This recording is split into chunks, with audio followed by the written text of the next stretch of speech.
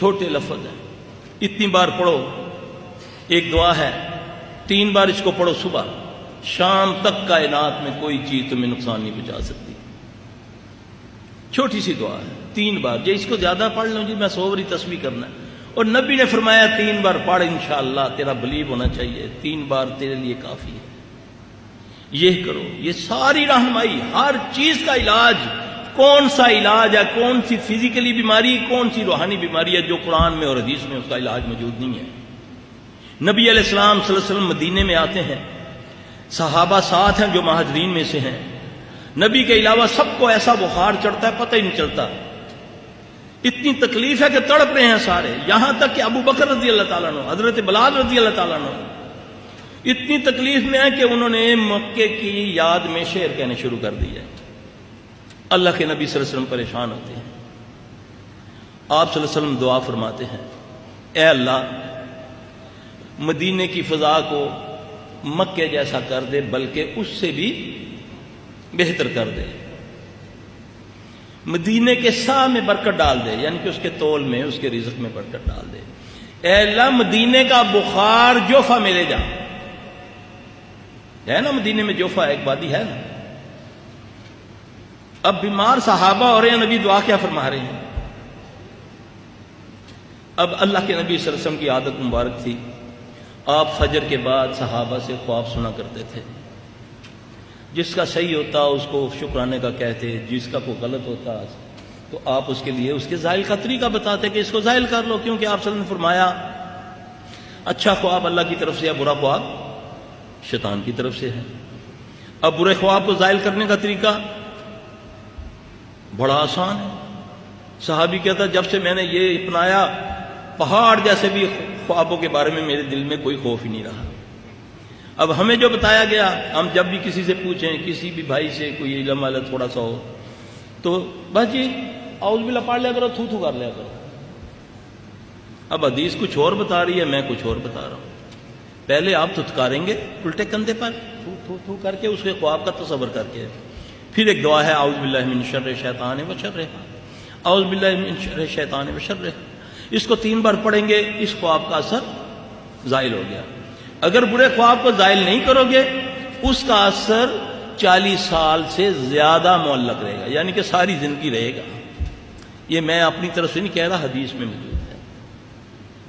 برے خواب کو زائل کر لو. کتنے بھائی ہیں جن کو آتی ہے؟ رہنمائی تو دے گئے ہیں رسول اللہ صلی اللہ علیہ وسلم. اب اللہ کے نبی صلی اللہ علیہ وسلم صبح خواب مخاطب ہوتے ہیں تو صحابہ عرض کرتے ہیں، آپ نے پوچھا ہاں بھی کوئی خواب کسی کا؟ اس کی نہیں. آپ نے فرمایا آج میں نے ایک خواب دیکھا ہے. محمد صلی اللہ علیہ وسلم خواب سنانے لگے ہیں. میں رات کو پریشان تھا تو میں نے اللہ سے یہ دعا کی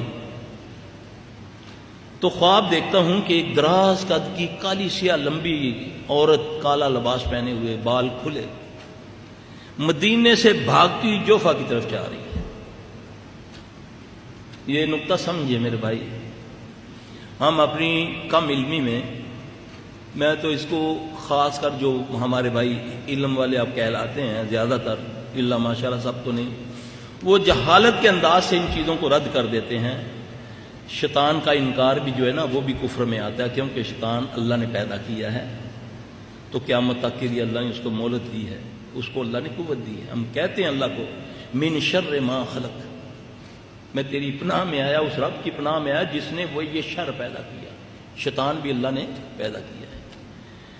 اب اللہ کے نبی صلی اللہ علیہ وسلم کو آپ نے فرمایا، سنایا تو اس کے بعد ہی جتنے صحابہ بیمار تھے ساروں کو اللہ نے شفا دے دی. وہ کیا تھا؟ وہ بخار کیوں ہوا؟ وہ اسیبی بیمار تھا. اسیبی جن بیماریاں لگاتے ہیں، شیاطین جنوں کی وجہ سے بیماریاں لگتی ہیں. میری جو اسیسمنٹ ہے کم از کم نہیں تو 90% بیماریاں جنات لگاتے ہیں. وہ بیماریاں جن کو میڈیکل سائنس ثابت نہیں کر سکتی. آدمی کو بیماری موجود ہے لیکن وہ وہاں ہاتھ اٹھا لیتے ہیں، نہیں جی ہمیں سمجھ نہیں آ رہی، ٹیسٹ سارے صحیح ہیں. گائنی سے لے کر سر درد تک کون سی ایسی بیماری ہے جس کا علاج تمہیں قرآن و حدیث میں موجود نہیں ملتا؟ یہ ہم نے اس علم کے ساتھ بڑی زیادتی کی. یہ سلفیوں کا کام تھا. ہمارے بڑے جتنے ہیں امام مالک جنات کے کام کرتے تھے. جنات ڈرتے تھے ان سے، جوتوں سے ڈرتے تھے. ابن تیمیہ رحمۃ اللہ علیہ، ابن قیم رحمۃ اللہ علیہ، جتنے ہمارے بڑے بڑے گزرے ہیں یہ سب جنات کے ماہر تھے. جب آپ اپنے دشمن سے آگاہ ہوں گے تو اس کی چالیں بھی سمجھیں گے. پھر اس کو بچنے کے لیے جو آپ کا رہنما دیا اللہ نے، وہ اللہ نے دیا، اس کا نام محمد صلی اللہ علیہ وسلم ہے. اب بعض لوگ آ کر کسی کو کہو نا کہ یار فلانے کے گھر سے چیزیں چوری ہو جاتی ہیں، پتہ نہیں چلتا، اور نہیں کوئی اس بچے نے چوری کر لیتی ہے. ایسا ہی ہوتا ہے نا، شیطان ادھر آنے نہیں دیتا. صحابی سے بڑھ کر جس کے پاس نبی کی امانت ہے. قصہ سنا ہوا نا آپ نے، وہ واقعہ سنا ہوا نا حضرت ابو ہریرہ رضی اللہ عنہ کا. اس میں بھی ہم نے اس حدیث کے ساتھ کوتاہی کی، اس میں کمی کر دی ہم نے. وہ پوری حدیث جو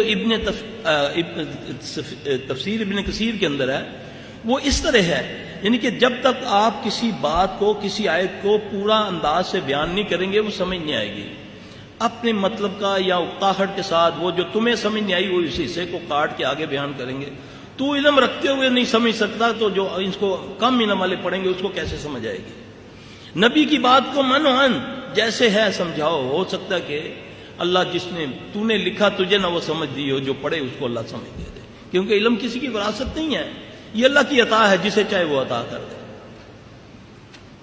اب وہ حدیث اس طرح ہے کہ ابو ہریرہ رضی اللہ عنہ کے پاس اللہ کے نبی نے امانتیں رکھوائیں جس میں فطرانہ اور صدقات تھے. تو وہ روزانہ پہرا تو صحیح دے رہے ہیں لیکن پریشان ہیں کہ مال کم ہوتا جا رہا ہے. بڑے پریشان ہیں. اللہ کے نبی کی خدمت میں حاضر ہوتے ہیں، عرض کرتے ہیں یا رسول اللہ صلی اللہ علیہ وسلم میں تو بڑی تنہائی سے دیتا ہوں، پہرا دیتا ہوں، مگر مجھے نہیں سمجھ آ رہی کہ مال کم ہوتا جا رہا ہے. رسول اللہ صلی اللہ علیہ وسلم نے اسے فرمایا کہ تو یہ پڑھ سبحان من سخر قال محمد صلی اللہ علیہ وآلہ وسلم. یہ لفظ پڑھے. ابو ہریرہ رضی اللہ عنہ فرماتے ہیں کہ میں نے ان لفظوں کو پڑھنا شروع کیا تو کیا دیکھتا ہوں کہ ایک بندہ چادر بچھا کے مال سمیٹ رہا ہے. اس سے پہلے اس کو نظر نہیں آیا. انسانی روپ میں نے جب اس کو پڑھنا شروع کیا سبحان من سخر قال محمد صلی اللہ علیہ وآلہ وسلم، تو کیا دیکھتا ہوں کہ ایک بندہ چادر بچھا کر مال کو سمیٹ رہا ہے. میں نے اس کو پکڑ لیا. اب وہ رونے لگا، پیٹنے لگا، غریب ہوں چھوڑ دے. میں نے ترس کھایا، چھوڑ دیا. رسول اللہ صلی اللہ علیہ وسلم نے مجھ سے پوچھا، میں نے یہ ماجرا بتایا. آپ نے فرمایا ہو سکتا ہے کہ وہ تیرا مہمان آج پھر آئے. پھر دوسرے دن اسی طرح کا واقعہ ہوا. پھر آپ صلی اللہ علیہ وسلم کو عرض کی تو آپ نے فرمایا ممکن ہے کہ وہ آج بھی آئے. تیسرے دن پکڑا، بڑا اس کو شدت سے رونے لگا. اچھا ایسا کرو، میں تمہیں کچھ ایسے کلمے سکھاتا ہوں کہ اگر تم اس کو پڑھ لیا کرو گے تو میں نہیں آؤں گا. صحابی رسول نہیں پہچان سکے یہ ماجرا کیا ہے جب تک نبی رہنمائی نہیں فرما رہے. اس نے بولا تم آیت الکرسی پڑھ لیا کرو تو میں نہیں آؤں گا. یہ صحیح حدیث ہے، جانتے ہیں سارے، بڑی کامن ہے. اس کے باوجود میں اگر کسی بندے کا کوئی سائل میرے پاس آتا ہے اور کہتا ہے میرے گھر سے اس طرح معاملات ہوتے ہیں، میرے پیسے تجوریوں سے غائب ہو جاتے ہیں، کپڑے غائب ہو جاتے ہیں، اور میں کہتا ہوں نہیں ایسا نہیں ہو سکتا، تو اس سے بڑی جہالت کیا ہوگی. اس کا علاج بھی بتا رہا ہے نبی صلی اللہ علیہ وسلم کے ذریعے ہمیں. وہ بتا بھی رہا، اس کے سورسز بھی بتا رہا کہ کس طریقے سے ایسے ہوتا ہے. یہ علیحدہ بات ہے کہ میں نے اس کام پر محنت ہی نہیں کی، میں نے تو اس پر خیانت کی، اور آج یہ حال ہے کہ لوگ آستانے آباد ہیں. کیا کیا ہو رہا ہے لوگوں کے ساتھ. جو مجبور ہے وہ کیا کرنے کے لیے نہیں تیار ہو جاتا. کتنے لوگ تقوی لے ہیں، ورنہ تو اولاد کی خاطر میں نے اللہ کی قسم لوگوں کو ہندوؤں کے پاس جاتے، اولاد اہل حدیثوں کو دیکھا ہے ہندوؤں کے پاس جا کر علاج کروا رہے ہیں، دوسرے رافضیوں کے پاس، گندے ترین عقیدے عیسائیوں کے پاس لوگ جا کر علاج. بھئی ان کو تم کہتے ہو یہ کرتے ہو وہ کرتے ہو، پہلے ان سے پوچھو تمہیں مسئلہ کیا ہے. اب ایک بندہ ہے، اس کے بچے کو تکلیف ہے، اس کی بچی کو تکلیف ہے، اس کی بچی کپڑے پھاڑتی ہے، برہنہ ہو کر چھت پہ چڑھ جاتی ہے، درخت پہ چڑھ جاتی ہے، وہ عزت دار آدمی ہے، وہ کیا کرے گا؟ وہ کیا کرے گا؟ کسی نے بولا جی فلاں مزار پر لے جاؤ اس کو، جا کر وہاں جمعرات کو دھمال ڈلوایا کرو تو یہ ٹھیک ہو جائے گی۔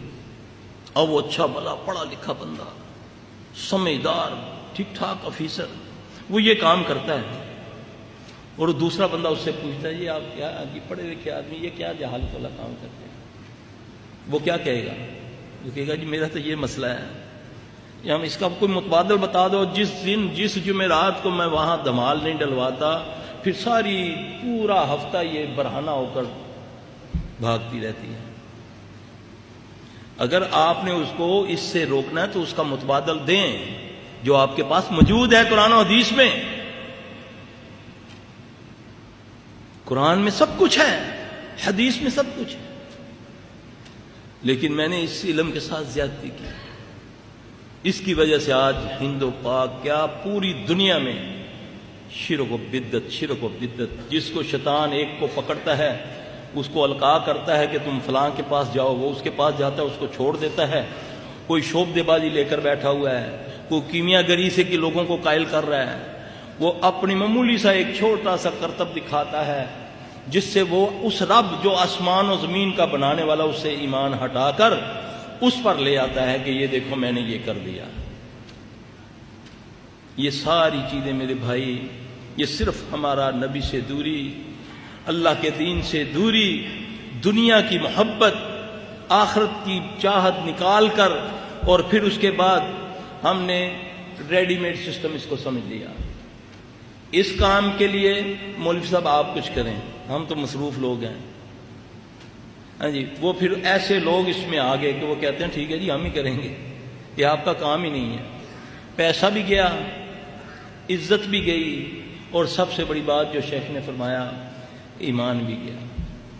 نہیں جی اب مجبوری کی حالت ہے، اگر انہوں نے یہ عمل کروایا ہے ہم سے تو ہم مجبور تھے بھائی، اگر ہم نے یہ عمل کر دیا ہے تو اللہ سے معافی مانگ رہے ہیں۔ اضطراری کیفیت میں تو سور بھی کھانا جائز ہو جاتا ہے، پھر یہ دلیلیں گڑتا ہے، حالانکہ یقین جانیں اللہ کی قسم قرآن و حدیث میں ہر بیماری، ہر چیز کا علاج موجود ہے، صرف آپ اس کو تھوڑا سا سمجھیں، اور اللہ ہمیں سمجھانے کی توفیق دے، ہم سمجھیں بھی اور سمجھائیں بھی۔ دیکھیں رسول اللہ صلی اللہ علیہ وسلم نے فرمایا اس گھر سے کبھی خیر ختم نہیں ہوتی، اس گھر سے کبھی خیر ختم نہیں ہوتی جس گھر میں ہاتھ دھو کر کھانا کھایا جائے اور کھانے کے بعد ہاتھ دھوئے جائیں۔ اب کوئی معمولی عمل ہے یہ؟ بتانے والے رسول اللہ صلی اللہ علیہ وسلم ہیں، اور لفظ کتنا بڑا ہے کہ اس گھر سے کبھی خیر ختم نہیں ہوگی جس گھر میں کھانا کھانے سے پہلے ہاتھ دھوئے جائیں اور کھانے کے بعد ہاتھ کو دھویا جائے، بلکہ ایک حدیث میں ہے کہ جس میں کلی کی جائے۔ آپ کتنی بڑی گارنٹی کون دے رہے ہیں؟ محمد صلی اللہ علیہ وسلم۔ آپ نے فرمایا صبح جب تم فجر کی نماز کے بعد 3 بار اس کو پڑھ لو، بسم اللہ الذی لا یضر مع اسمہ شیء فی الارض ولا فی السماء وهو السمیع العلیم، جو اس کو 3 بار پڑھ لے گا، صبح سے شام تک کوئی چیز اس کو زمین و آسمان میں اس کو ضر نہیں پہنچائے گی، کوئی جادو، کوئی ٹونا، کوئی نظر، کوئی بم، کوئی کچھ، انشاءاللہ ہمارا ایمان ہے۔ اس پر گارنٹی کس نے فرمائی؟ محمد صلی اللہ علیہ وسلم نے۔ کتنے ہمارے بھائی ہیں جو پڑھتے ہیں؟ آپ نے فرمایا جس نے صبح کی نماز پڑھ لی جماعت کے ساتھ وقت پر، اللہ کی طرف سے اس پر گارنٹی آ جاتی ہے کہ اے بندے تو میری ایمان میں آ گیا۔ جو نہیں پڑھتا شیطان اس کے کان میں آ کے پیشاب کر دیتا ہے، یہ حدیث ہے۔ جو نہیں پڑھتا فجر کی نماز، شیطان اس کے کان میں آ کے پیشاب کر دیتا ہے۔ یہ کہاوتیں نہیں ہیں، جیسے آپ نے فرمایا نا کہ بسم اللہ سے کھانے سے پہلے بسم اللہ پڑھ لیا کرو، سیدھے ہاتھ سے کھایا کرو۔